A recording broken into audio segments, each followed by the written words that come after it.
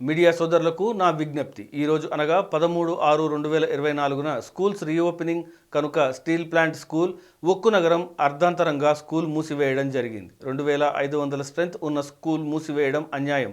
ఈ news cover చేయవలసిందిగా విజ్ఞప్తి.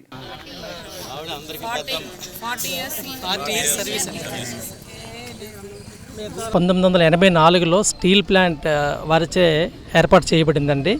ఇది completely steel plant aided school అండి. ఇక్కడ ఆ రోజు ఈ పాఠశాల నిర్వహించడానికి మన ఆర్చ్ డయాసిస్ వారికి అప్పచెప్పడం జరిగిందండి. వాళ్ళ ఆర్గనైజేషన్లో స్టీల్ ప్లాంట్ యాజమాన్యం వారు రన్ చేస్తున్నారు.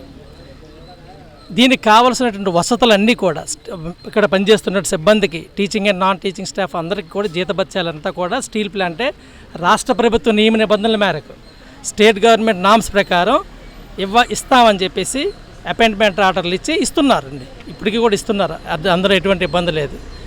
అయితే డయాసిస్కి స్టీల్ ప్లాంట్కి ఉన్నటువంటి ఒప్పందం మేరకు ఎవ్రీ 5 yearsకి ఒకసారి